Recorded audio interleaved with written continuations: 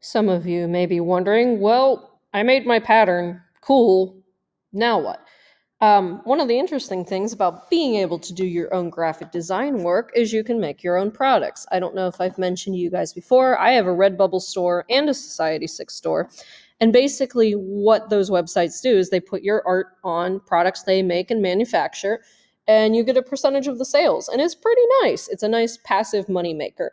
I'm actually going to show you the technology they use to take the image that they're given and put it on a product, in this case, a pillow.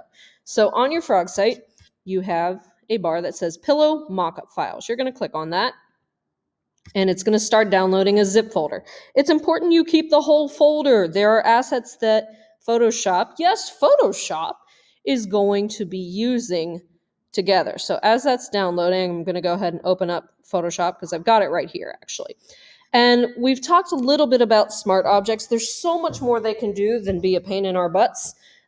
If I double click, see how this layer says edit? First, it's going to look like this. It's going to say freepsdtemplates.com, which is where I got this from. If you're not a pillow person, you can also try this with cups and some of their other products. But for our current project, this is the easiest way to go about it. So I'm going to hide that layer. And I'm actually going to double click on this layer that says Mockup, edit me. And I could mess around with the base and the texture, but I'm not gonna right now. So I'm gonna double click on this, and what this does is it actually opens another file in that zipped folder. I had to unzip it first, of course. This is the file you're going to edit and eventually put your own pattern on. So I'm gonna zoom out a little bit so you can see better. I don't know why Photoshop has everything down so low. I'm actually gonna get rid of this.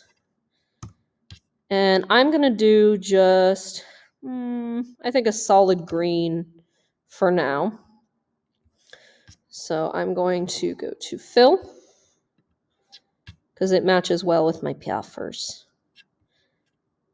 Maybe like a lime green because that's a good balance between the green spot puffer and the figure 8 puffer. There we go. And I'm going to fill that. Now I'm going to go up. I'm going to deselect that. I'm going to go up to File, Place Embedded. And this is one of the many uses of the PNG format. What I did in Illustrator prior to this was I have my lovely feather pufferfish pattern. I went up to export, and I exported it as a PNG. What that did, because I don't have anything except those objects there, I didn't make a background square, is it saved it as a transparent file. So now I won't have that white background. I'll just have my puffers. So I'm going to go back to Photoshop. I'm going to Place Embedded. So there's my puffer pattern PNG. Say that 6 times fast. Double click. And there it is. And I can stretch it as I need to. If I want to preserve, actually it just automatically preserves the proportions. If I don't want to preserve the proportions, I hit Shift and it'll let me stretch it to fit. And it warps my puffers a little bit. But that's all right. They're kind of stubby. They're supposed to look a little stubby. Now what I'm going to do, before I do anything else, before I go back to that PSD, notice how this says PSB.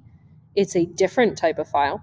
I have to save this file because in order to get it to display on the other one, I have to save these changes. So I'm going to hit Save.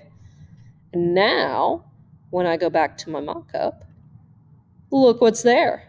It's a pretty cool puffer pillow! And then I could eventually export this as its own file. Doesn't need to be a PNG this time. It's not a GIF. Definitely not a GIF. Just a JPEG. Export. Puffer pillow. I'm going to save that to my desktop. And it should be sitting right up on there. So many windows, so many tabs, and there is my very cool puffer pillow. So I want you to try this with at least one of your patterns you make this week. Yay!